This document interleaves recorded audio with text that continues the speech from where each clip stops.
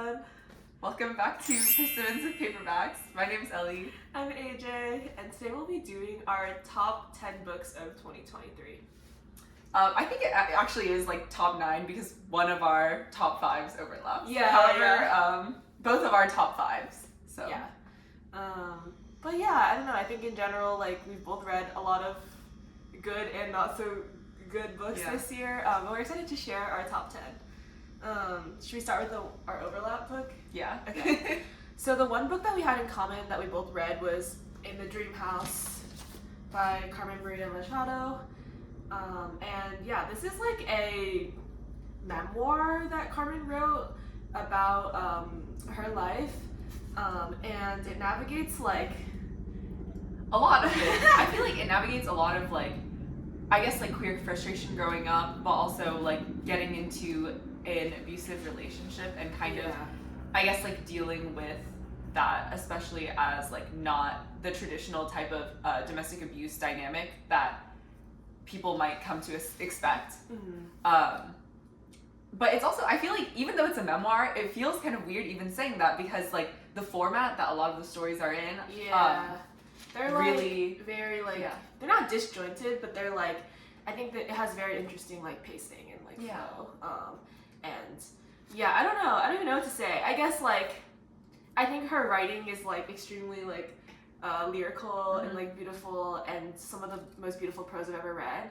And I think like a lot of the experiences that she has, like navigating her queerness and being in her first like queer relationship and everything, were like extremely like interesting. And yeah, there's a lot of like shitty things like religious trauma and stuff that Carmen also experiences that she talks about, while also including a lot of like anecdotes and like quotes from like literature that also like drive the like narrative and kind of connect it to like queer history and stuff. But yeah, I would like highly recommend for people who like lyrical writing, memoirs, for the writing, for the memoir. But yeah, I was just marking and highlighting every page. And I bought 4 copies of it for people for Christmas. So people will just be getting a copy of this. But yeah, that was our shared book. And then the first book I'm going to talk about is A Little Life by Hanya Yanagihara. I think I've talked about this in a video before, but I feel like most people have heard of it, but yeah, if you haven't, it's about 4 classmates who meet in a small liberal arts college in Massachusetts and end up like kind of becoming like a group of 4 in a friend group. And it's about these 4 characters, so Willem, JB, Malcolm, and Jude, and how they navigate their friendship throughout the decades. And yeah, definitely a lot of like, I would say, really beautiful writing and language, very like emotional storytelling, and like very somewhat like unlikable morally gray characters, I would say. Yeah, definitely like trigger warning, self-harm, suicide, like a lot of more like dark topics that are covered, but I would really recommend. It is really long, so it's like 700 pages, but I had a good time reading it. I wouldn't say it's probably not for everyone, but if any of those things sound like something that you'd like, I'd highly recommend. Okay, moving on to my first book. Really sharp turn away from like being really depressing. But it's actually a YA, which, okay, I feel like I've read a lot less YA in recent years. I used to be like addicted to reading YA, but it's just like, I don't know, it's felt like a little bit off. I guess maybe that's just like comes with getting older. But I read Highly Suspicious and Unfairly Cute by Talia Hibbert, which is like a best friends to enemies to friends to lovers YA, and it's about this like football or soccer player and I guess like academic but also like TikTok conspiracy theorist girl. It's very cute. I feel like sometimes you can really tell when it's like a millennial writing a Gen Z person. And I don't think that was the case for this book. Like I feel like Talia Hibbert did a really good job of writing like teenage characters like teenage characters. And I think their relationship dynamic was really nice.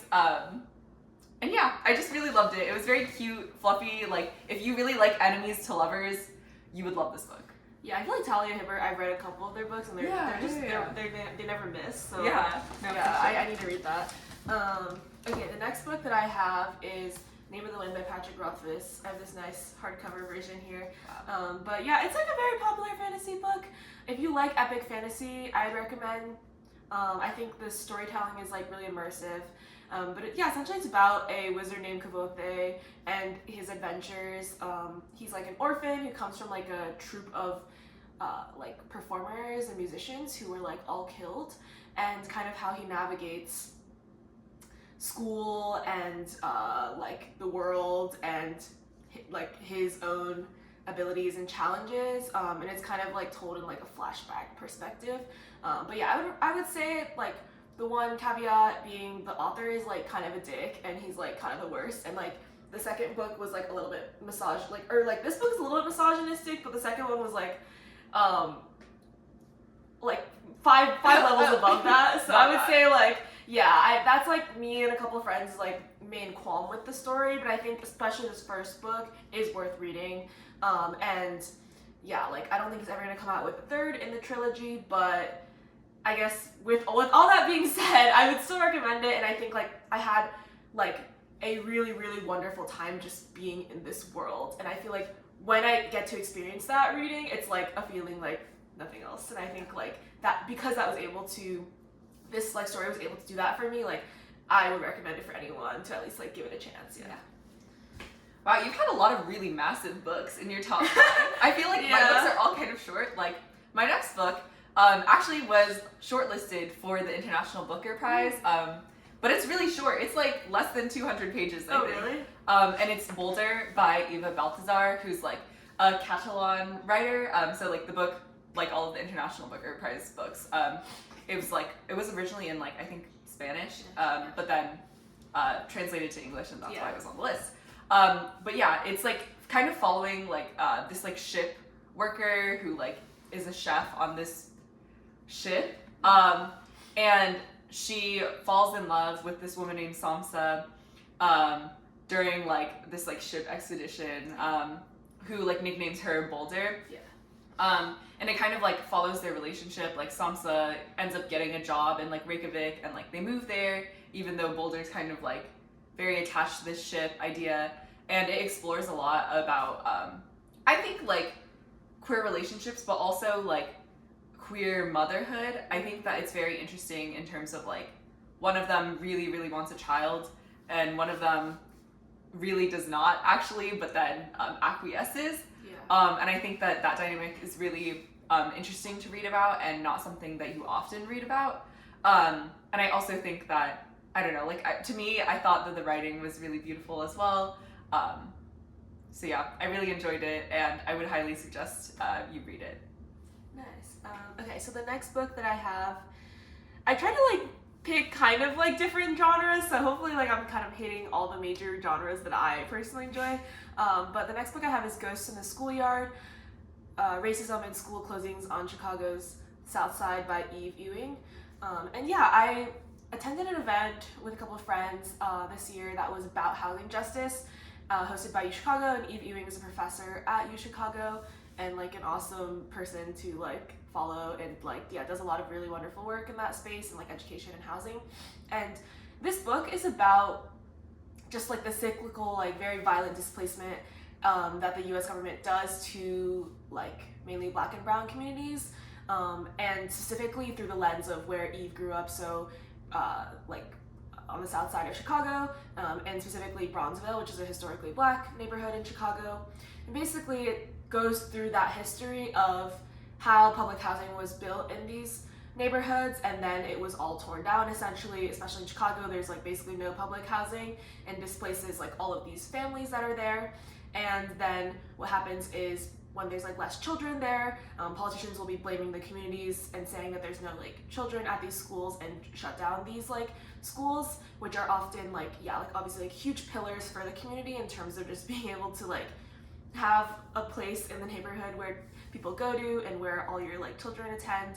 And so basically it culminates in 2013 where the like city government shuts down like 50 schools, like predominantly on the south side, and all the backlash and various protests and things that go along with that.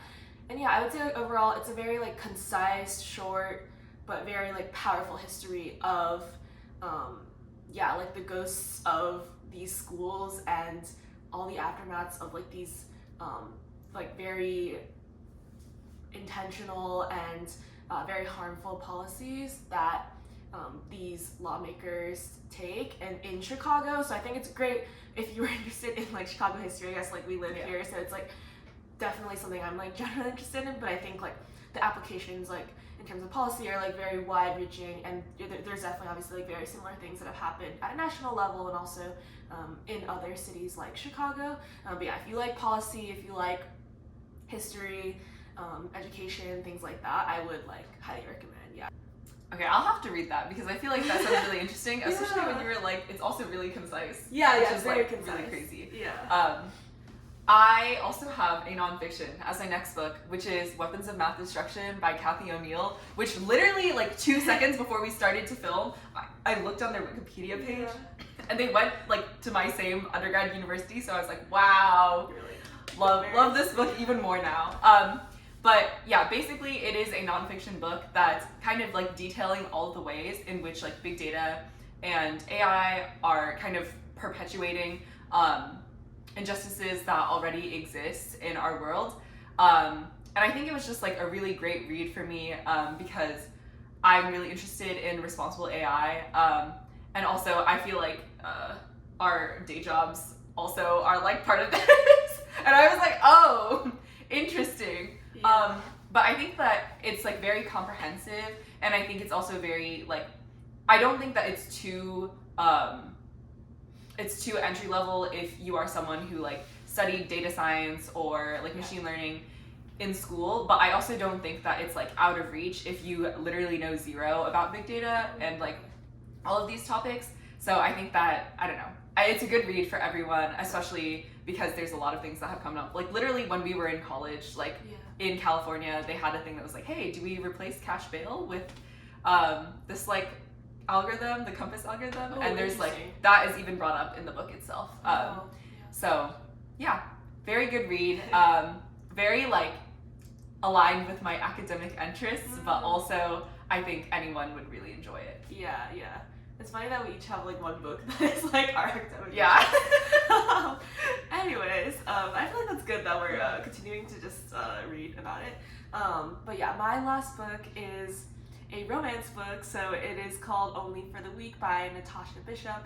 And yeah, I don't know, I read a lot of romance books this year like I typically do, and I feel like there are so many romance books that like in the first half I'm like, dang, like this is so good, like it's perfect, you know, like I'm having a great time, like the the dynamic seems like, you know, like I don't know, like has chemistry and like is great.